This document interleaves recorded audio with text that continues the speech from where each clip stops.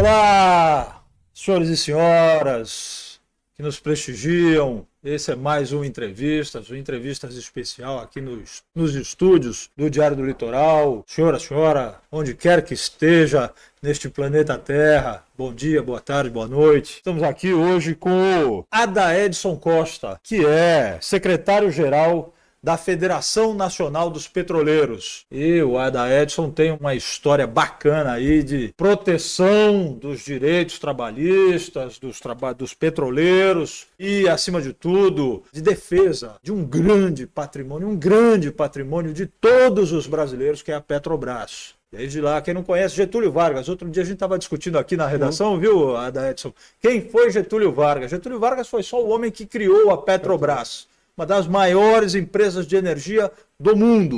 E ao meu lado aqui, companheiro repórter, colega repórter, Carlos Raton, que nos honra com a participação nessas entrevistas. E eu vou já, de bate-pronto, perguntar para o Adaedson: Petrobras está indo bem ou tem reparos a serem feitos em pleno governo Lula, em pleno governo onde os trabalhadores precisariam ser valorizados? Qual é a situação da Petrobras hoje, Adaedson? Olá olá a todos que estão nos assistindo. Eu posso dizer que é uma honra estar aqui com o Raton, que acompanha as matérias dele desde que eu sou molequinho lá da favela da Cachoeirinha, no Guarujá. O cara está me entregando aqui. A matéria do Raton é muito boa. Agradecer o Nilson enormemente, o Diário do Litoral, pela essa oportunidade de estar aqui falando sobre uma das maiores empresas de energia do mundo, falando sobre a classe trabalhadora também. E vamos direto aí responder a pergunta. Vamos se dizer que a Petrobras, entre 2016 até 2015, ela tinha um norte. Esse norte era se transformar numa empresa de energia. Ou seja, não atuar só na exploração de petróleo, mas na energia limpa, eólica, energia solar e também desenvolvimento através do SEMPS no Rio de Janeiro, que é reconhecido mundialmente, né? O SEMPS, que é o Centro de Pesquisa da Petrobras, que estava desenvolvendo vários combustíveis mais limpos, inclusive as fábricas de biodiesel que foram fechadas entre 2016 e 2022, a gente pode comentar. Então, até aquele momento, a gente estava com um projeto de ser empresa de energia. Em 2016 veio o impeachment, aí assume o Temer e muda o norte da empresa, tira todos os projetos, começa a vender e, em seguida, o Bolsonaro, quando assume em 2019, 2018, ganha em 2018, está assumindo em 2019, continua o projeto de desfacelamento da Petrobras. Hoje a Petrobras ela é 60% menor do que ela era em 2015. E esse projeto de empresa de energia passa a ser uma empresa de exploração de petróleo, ou seja, uma exportadora de commodities, que é onde a gente queria sair. O país precisa sair da exportação de commodities, sair da exportação de matéria-prima e manufaturar. Agregar valor. Que agregando valor você tem várias vantagens: maior lucro, mais emprego, mais desenvolvimento industrial. E aí, hoje, quando o Lula assume em 2023, janeiro, a gente volta a ter esses projetos de empresa de energia, volta a ter essa pesquisa. A exemplo de mês passado, a gente ter voltado a inaugurar, ou reabrir, na realidade, uma empresa de fertilizante lá em Araucária, de 3 que nós fechamos. Fechamos Laranjeiras, em Sergipe, fechamos lá na Bahia e fechamos Araucária. E paramos uma planta que estava sendo construída, que estava entre 87% e 92% construída, maior fábrica de fertilizante que ia ter no Brasil, Fafens Três Lagoas, lá em Mato Grosso do Sul, e simplesmente foi parado o projeto. Então, assim, para te retornar, nós fechamos as plantas de biodiesel, exemplo, lá no coração do Agreste do Iguatu, lá em Quixadá, foi fechada a planta. Nordeste, desenvolvimento local lá. Fechamos o Centro de Pesquisa de Biodiesel, fechamos as empresas de fertilizantes, vendemos nossos dutos, vendemos a RLAN, junto com a RLAN, vendemos 2 térmicas, não foi vendido um pacote, foi vendido no mercado. Vendemos refinaria do Amazonas, a REMAN, Vendemos RPCC, que era a refinaria lá de Clara Camarões, em Guamaré, no Rio Grande do Norte, foi vendida. Ou seja, nós se apequenamos. A empresa que era para ceder energia passou a empresa... Vendeu a distribuição de combustíveis também, não é? No varejo? Vendeu BR Distribuidora, vendeu Liquigás, que era maior acionista da Petrobras. Então, quando eu falo que é 60%, gente, é 60% mesmo. Ou seja, os governos aí que você citou praticamente sucatearam a empresa, né? Olha, eu só vou falar que não sucatearam, porque eu acho que a gente sempre, para quem tem fé, né, as coisas acontecem. O petróleo disparou entre 2019, 18, 19, e se mantém num patamar bem lucrativo, o petróleo. Barril de petróleo. Então isso fez com que a empresa não acabasse de vez. Também porque tem um quadro técnico de altíssimo nível, né? Petrobras é orgulho para todos os brasileiros, inclusive por conta de sua mão de obra altamente preparada, altamente especializada. Nesse segmento de energia, tem profissionais do mais alto nível no mundo. Exatamente. Correto? E detalhe, esses profissionais que em 2016 nós éramos 83 mil, chegamos ao número de 53 mil agora em 2022, agora com contratação de 2 mil, quase 3 mil, vamos chegar aí para 56 mil. Quer dizer, saíram 30 mil profissionais da Petrobras nesse diapasão de governos. Gente que foi para o mercado. Exatamente. Aí eu vou falar para você. Gente altamente qualificada, gente que foi preparado também pela Petrobras, paga o curso, e simplesmente a Petrobras foi chutando esse pessoal ao longo desse processo de privatização. O motivo da vinda, claro, sim, Petrobras, tudo isso, mas o motivo que a gente resolveu convidar o Adam Edson para vir aqui aos estúdios do Diário do Litoral foi para a gente regionalizar a informação. Este repórter teve a honra, o privilégio, lá em 2005, 2006, fazer uma série de reportagens sobre a criação da unidade de negócios da Bacia de Santos, com o primeiro presidente da unidade de negócios, lá no Rio de Janeiro, quando não havia sede da Petrobras em Santos. Eles vieram improvisados para um imóvel ao lado da prefeitura, aqui na Praça Mauá. Na Conselheiro Neros, vários espalhados por isso aí. E criou-se, naquele momento, Marcusso era o presidente, primeiro presidente o gerente executivo. Gerente da unidade de negócios, e ele, de Santos, natural de Santos, ele criou uma expectativa muito grande na sociedade em geral, de que a Petrobras traria um novo surto de desenvolvimento para a região metropolitana. Prometeu 3 torres de escritórios, laboratório de pesquisa, milhares de empregos, gente altamente qualificada e gente muito bem remunerada. As universidades investindo nessa possibilidade, né? Na época... Mas, setor imobiliário dando exatamente. Mas o que a gente observa quase 20 anos depois é que essa expectativa não se concretizou na mesma proporção que o primeiro gerente da unidade de negócio da Bacia de Santos havia projetado. Um dado inequívoco. Eram 3 torres ali no Valongo, só uma foi construída. Mais um dado inequívoco. Há 12 anos, o aeroporto de Itanhaém, era promissor. Sul, era altamente promissor, era o 13º mais movimentado do estado de São Paulo. Se você leva em consideração que nós temos em São Paulo Congonhas, Viracopos, Guarulhos, temos Ribeirão Preto, era o 13º em movimento de passageiros, pousos e decolagens no estado de São Paulo, que é bastante razoável. Olha, dados oficiais, 18.319 passageiros embarcaram ou desembarcaram em 2012, aqui por Itanhaém, 18.319. Só para os senhores terem uma ideia, em 2024, janeiro a agosto, foram só 1.091 passageiros que embarcaram ou desembarcaram por Itanhaém. Menos de 10%. De 18 mil nós caímos para 1.000. Por quê? O principal motivo foi a transferência dos voos da Petrobras. A Petrobras embarcava seus trabalhadores aqui em Itanhaém e levava por helicóptero para as plataformas de petróleo ao longo da Bacia de Santos. E este serviço foi transferido de Itanhaém para o aeroporto de Jacarepaguá, no Rio de Janeiro, provocou essa decadência na economia de Itanhaém, no movimento no aeroporto, menos emprego no comércio de Itanhaém. Menos tudo. E aí, 2018 para cá, a gente consegue reverter essa situação? Vamos trabalhar e eu vou explicar para você. Nilson, essas informações, esse dado é importante para o pessoal entender, porque às vezes a gente só fala, Paulo, perdemos o aeroporto. Você está falando a consequência. Eu vou falar para você a causa. O grande jornalista é aquele que sabe usar bem o meio de comunicação. O grande mecânico é aquele que sabe usar bem o conhecimento dele para atuar no carro. Então, assim, todo grande profissional precisa de uma boa ferramenta. Um grande governo, ele vai usar a Petrobras como uma grande ferramenta de desenvolvimento econômico para o país e também, automaticamente, paralelo a isso, soberania.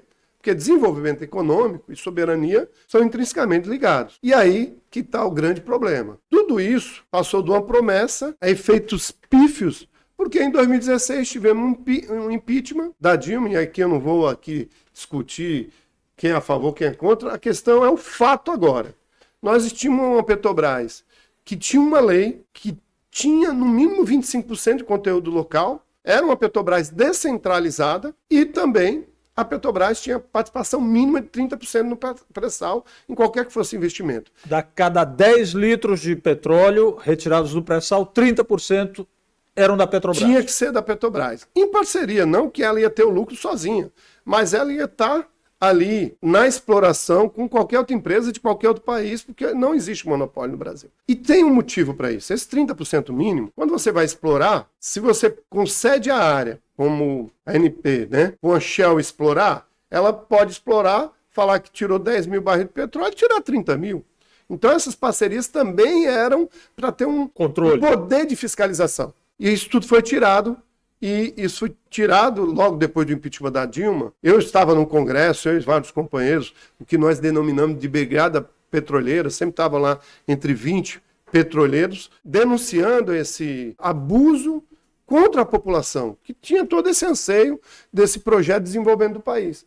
E logo, um mês depois, já com Cunha à frente da presidência, o Temer à frente da presidência do país, nós vimos todas essas leis sendo alteradas. Ou seja, acabou o conteúdo local. Tanto é que a indústria naval não existe mais. Isso provocou um grande prejuízo para a Petrobras, para a indústria brasileira, para a sociedade brasileira. Para todo mundo. Acabou com o conteúdo local, acabou com a indústria naval, acabou com a Petrobras ser, no mínimo 30%, passou a ser preferencial. Ou seja, vários projetos da Petrobras não está fiscalizando. E aí, ao longo desse processo de privatização de 2016 até 2022, eles centralizaram a Petrobras, que aí cai na questão do aeroporto. Quando existia a obrigação do conteúdo local, o que a Petrobras fez no aeroporto de Itaém? Nós tínhamos duas plataformas à época, que a Petrobras usava o aeroporto para levar, além dos seus trabalhadores, mantimento, o que a gente chama tanto da operação principal, como as atividades acessórias, que movimenta muito os aeroportos. Nós tínhamos duas plataformas, Merluza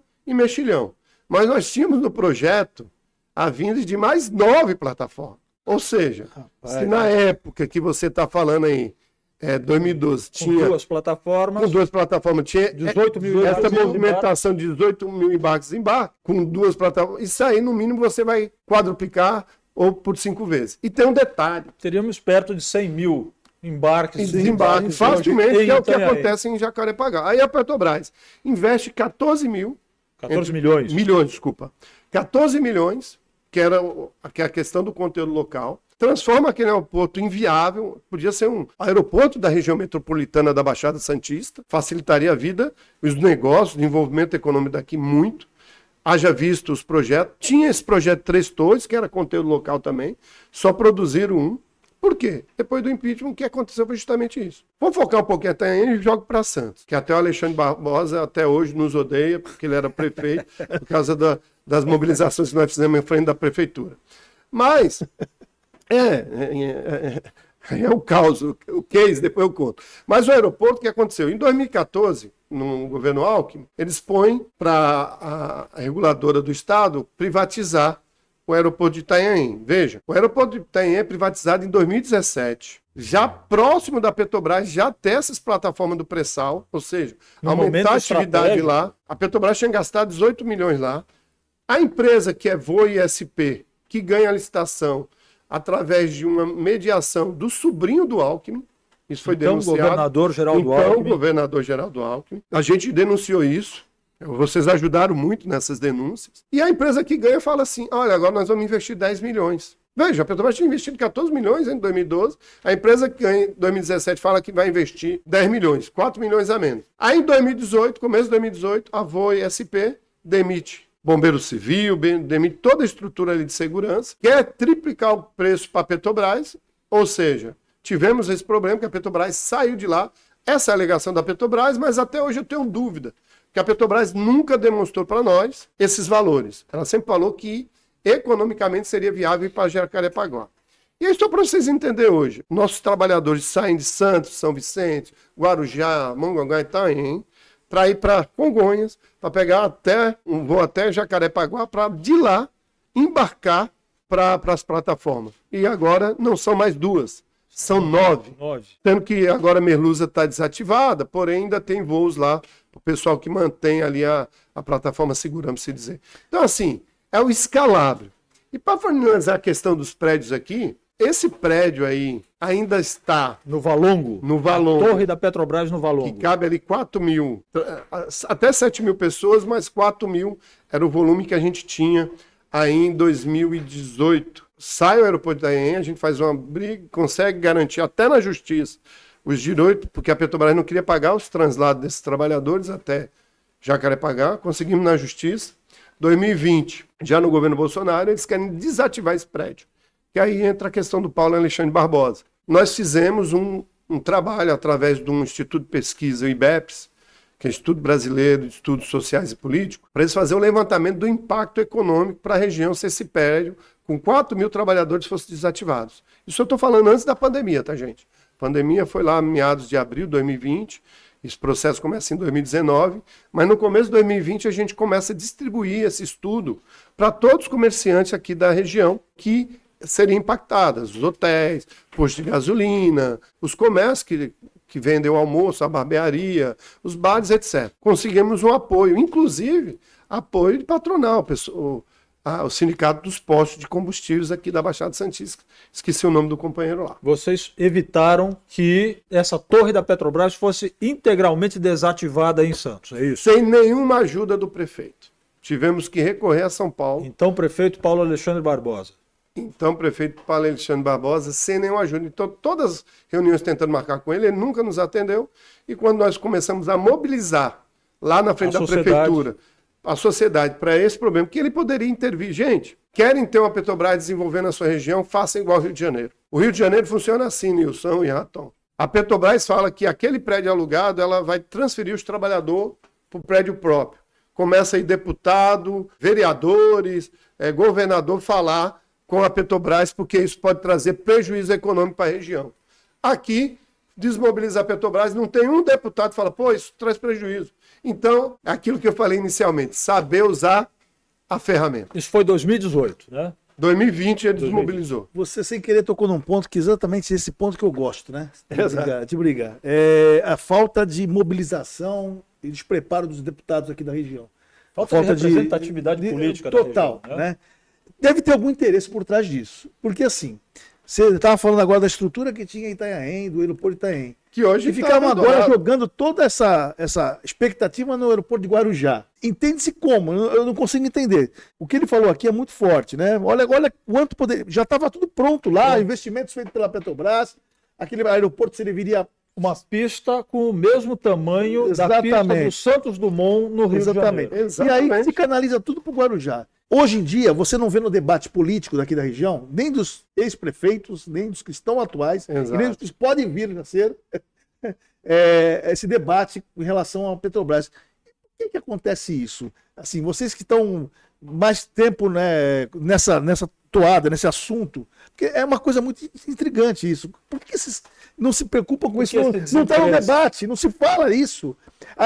Eu percebo que os políticos daqui, os deputados, eles ficam nas pautas de costumes, né? Isso. Eu gosto porque o cara é assim, outro assado, porque é religião, porque não sei o quê, mas ninguém se empenha em trazer o que você falou. Só fazendo um recorte aqui, me permita, meu Por favor. querido amigo, tivemos um prefeito em Santos que zombava, dizia que o petróleo em Santos, vai brotar petróleo na Praça das Bandeiras, no Gonzaga. E aqui, Exato. aqui o pré-sal, aqui a Baixada É a sede do pré-sal. pré-sal. Não é uma coisa estranha isso? Eu queria que você me desse muito a entender isso. O que acontece? Tom, eu sempre falo que, lógico, a gente não pode generalizar, porque nada na vida é generalizado. Mas eu sempre falo que há políticos e há políticos. Tem políticos que só querem atuar naquilo que vai ter, vamos dizer, proveito próprio, ou vantagem, ou aquilo que vai dar voto. E eu trago aqui para eles uma realidade, o que a gente chama de verdade nua. Eles não sabem explorar a Petrobras no estado de São Paulo. Eu falo porque, como eu sou um dos secretários gerais da Federação Nacional dos Petroleiros, diuturnamente a gente está discutindo Petrobras nas rádios, audiência pública, deputado nos procurando para saber. Veja, os deputados procurando os petroleiros para saber o impacto de uma ação da Petrobras lá no Rio de Janeiro. Ou seja ambiental, ou seja econômico. Aqui eu nunca fui chamado na prefeitura por nenhum vereador, salvo algo que a gente tenha provocado com nossos aliados na vereança, como o Chico, a gente já fez audiência com o Chico, mas salvo a gente ser provocado, nós nunca fomos chamados com a expertise, com o conhecimento que nós temos sobre petróleo. E aí a discussão maior que eu falo é o seguinte: por que o Rio de Janeiro abarca a maioria dos royalties sobre o petróleo no Brasil? É política. É política. Nós estamos aí com a nova fronteira do petróleo. Margem equatorial. Margem equatorial. O novo pré-sal. O Rio Grande do Norte está debatendo isso diuturnamente. O primeiro poço prospectado lá deu positivo. E nós não estamos falando ainda da Foz do Amazonas ali, que está uma discussão ambiental, mas está progredindo. A Petrobras está trabalhando, porque já estão explorando lá aquela foz. Porque, gente, petróleo, imagine aquela esponja de lavar louça. Quando você aperta a espuma sai por todos os poros. Os campos de petróleo são assim. Então o cara está explorando lá e está puxando ali também. Então, quanto mais a gente demora a explorar, menos a gente vai ter petróleo no futuro. E ali vamos se dizer, o novo pré-sal. Porque a quantidade estimada de petróleo é gigante. E dá para trazer desenvolvimento social, econômico para as regiões. Vide o que aconteceu no Brasil com o desmonte da Petrobras. Posso citar aqui Sergipe. Sergipe perdeu de arrecadação, salvo engano, no último estudo, no último ano, quase 1,2 bi. 1,2 bi de arrecadação. Por quê? Porque vendeu todos os campos, parou a produção de gás, parou o fertilizante. Eu vou arriscar uma pergunta aqui, que eu tenho essa resposta, mas eu vou arriscar. Vocês têm assento no Condesb aqui? Não. Tá respondido? Tá respondido. Eu tinha certeza que ia responder. Eu tinha certeza. Ele existe ainda? Eu tinha certeza que isso ia acontecer. Condesb é o conselho dos prefeitos da região metropolitana. Eu perguntei justamente de propósito, porque eu sabia que a resposta ia ser essa. Não preciso falar mais nada, né, Nilson? A agência metropolitana também não te procurou. Ô, Nilson, nós temos aqui um estacionamento aqui, na subida do elevado ali para acessar Santos, na entrada da cidade, tem um estacionamento que a gente sempre pinta o muro ali. E nós queríamos um projeto ali de um totem eletrônico para falar da importância do pré-sal, do petróleo, tal, e fomos levar para a prefeitura o projeto, que a prefeitura poderia usar os espaços gratuitos ali de tempo para divulgar as campanhas de vacina, sociais dela. Esse projeto não foi para frente, que cada vez que a gente chegava, tinha uma burocracia, até ter informações extras oficiais de que, não vai para frente o projeto para vocês, porque o Paulo Alexandre não quer. Se isso é verdade ou mentira, eu não sei. Mas que eu não consegui pôr, todo mundo tá pondo lá um totem. Então, o totem você não consegue colocar. Uma passarela da agonia que não serve para nada, eles conseguem construir. Tudo. Então, assim, é muito engraçado isso, né? Bom, eu tinha que dar essa alfinetada. O papo tá ótimo, muita informação. Permita, por favor, mais uma coisa. Então, vamos ser direto. Presta atenção, você que está nos vendo aí. Ouviu tudo isso? Chegou até o fim desse programa? Pense bem nessas eleições, tá? Pensem bem que vocês vão votar. Porque o que ele falou aqui tá na cara que vocês perceberam que o negócio tá errado, né, cara? Então, assim, eu vou ser muito claro. Pensem bem em quem vocês vão votar, porque o negócio é feio. Ou você tem deputados, prefeitos, enfim, que pensem na região, ou não tem. É isso.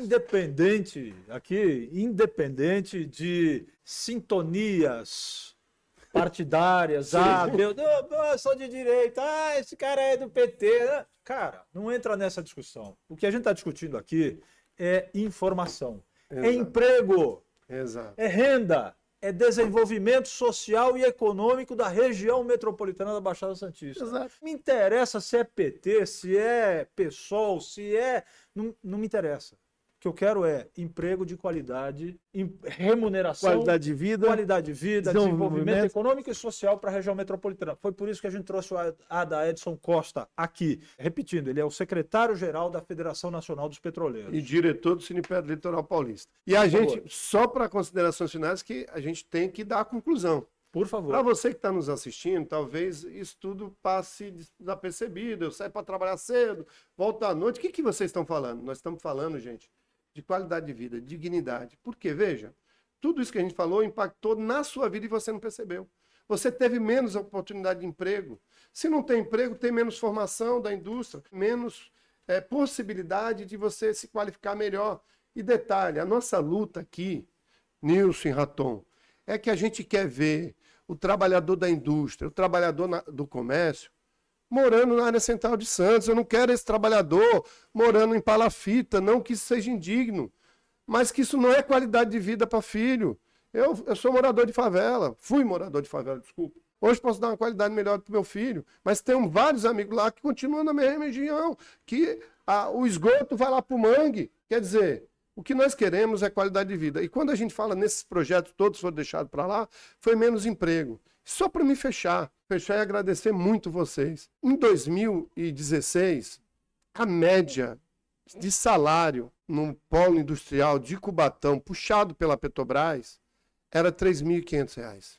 E nós estávamos falando que, na época, o salário mínimo devia estar entre R$ 700 e R$ 800. Né? Nós estamos falando que era entre 5 salários, 6 salários. 4, 5 salários. Hoje, passado aí 9 anos, a média de salário do polo industrial é 2.500. É menos de 2 salários mínimos. Vocês não entenderam a diferença, companheiros? Nós vamos precisar trabalhar de qualquer forma. Então a luta aqui é por qualidade de emprego, porque quanto mais emprego, vai ter que a empresa pagar melhor, senão não tem a mão de obra. Mais qualificação, mas principalmente mais dignidade, e não é só para o petroleiro. Essa luta nós fazemos também, mas é para a classe trabalhadora. Porque funciona assim o jogo. Quanto mais gente bem remunerada, mais aumenta a cadeia produtiva. Raton, se você ganha bem, você nas tuas férias, você vai pintar a sua casa ou você vai viajar? Viajar. Aí você viajar, você leva dinheiro para onde você está viajando e você manda alguém pagar a sua casa. Se você ganha pouco, o que você faz nas tuas férias? Você vai pintar as casas. É assim a nossa vida de trabalhador. Isso vale. Quer dizer, se você é bem remunerado, se você tem uma massa de trabalhadores empregada com salário bom, você movimenta comércio, você movimenta o restaurante, setor imobiliário. Então, a minha impressão, acompanhando esse processo aí há 20 anos, infelizmente, a região metropolitana da Baixada Santista perdeu a oportunidade. O cavalo passou selado e a Baixada Santista não soube aproveitar essa oportunidade. Dá para reverter ainda essa situação e recuperar parte desse tempo perdido, desses empregos, desses investimentos e tudo isso? Então, nós estamos agora com projetos que é de um diesel mais limpo. Tem uma planta para ser aprovada em Cubatão. Agora, óbvio que dá para ainda a gente tentar trazer, tudo é política. Os voos para aqui, para Itanhaém, porque a gente tem pré-sal e está se expandindo ainda para o sul. Ainda tem postos ali que são viáveis economicamente e pode ser a base aqui. Agora, nós perdemos o bonde.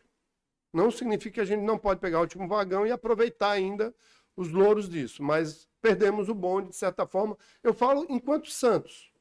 A gente podia ter explorado mais isso. Exemplo, os prédios. Era para ter 3 prédios aqui. Da Petrobras. Da Petrobras aqui. A Petrobras estava investindo em cursos, tanto com a faculdade estadual, né, a federal, aliás, como com as particulares. A gente teve vários cursos aqui com parceria com a Unisantos, inclusive curso de qualificação dos próprios trabalhadores petroleiros. Nós temos todo vamos dizer, um setor econômico indireto, que tanto é o pessoal de limpeza, de segurança, de alimentação, que isso tudo foi reduzido e menos oportunidade de emprego. A indústria naval aqui poderia ser melhor explorada pela Petrobras. Dá para reverter? Dá. Fazer melhores políticas. Agora, do pré-sal, o pré-sal já se passaram 9 anos que ele está sendo explorado. Então, tudo tem vida útil, né? Foca agora vai ser a Foz do Amazonas, a margem equatorial lá, tanto no Amazonas como no Rio Grande do Norte, e trazer o desenvolvimento de novo para fertilizante, biocombustíveis. Estamos brigando para que as distribuidoras sejam da Petrobras. Veja, as pessoas não percebem, mas quando a Petrobras detinha a cadeia, o botijão de gás era mais barato. Porque a BR distribuidora hoje, a margem de lucro dela é o dobro do que era da Petrobras nesse setor. É simples assim. A senhora que está pagando gás de cozinha mais caro, ó, privatiza que resolve. Cadê? Privatizou e aí? Esperem teu gás de cozinha está mais caro, viu? Veja, gente. Espere a Sabesp. A Sabesp foi privatizada, não teve uma movimentação política aqui em Santos, de nenhum político, salvo as ajudas do pessoal de esquerda. Nós estamos falando aqui de uma Câmara de Vereador, só com 3 pessoas de esquerda praticamente. E não estou nem falando de esquerda e direita, pessoas com uma visão mais social do que capitalista. E a gente teve a privatização da Sabesp, que a prefeitura aqui, como são contratos regionalizados, poderiam fazer uma força contra. Está aí. A gente vai ver para frente, privatiza que resolve. O Adaedson é bom papo mesmo. Se a gente ficar aqui, a gente vai até amanhã. Até amanhã. Por favor, vamos encerrar, que senão... Por favor, mete bala. Por favor. É com você. Por favor, a tua palavra. Só agradecer a sua participação, né? Esse esclarecimento todo e ver se a pessoa acorda. Acorda aí, gente, por favor. É isso. Adaedson. Pessoal, agradecer. A gente tem 1.001 assuntos para falar sobre a economia regional. Mas agradecer vocês que estão assistindo, porque é isso que faz a gente trazer conhecimento, esclarecimento. Sempre lembre, a gente querendo ou não, sempre quem aposta no capital quer mais lucro, e para ter mais lucro tem que explorar. A questão é, nós trabalhadores queremos ser mais ou menos explorados. Fica a dica, vamos junto, conhecimento é tudo e força para trazer dignidade para a classe trabalhadora. Obrigado, Raton, obrigado, Nilson, pela oportunidade. É isso aí. Obrigado, viu? Obrigado pela audiência. Nos vemos no futuro.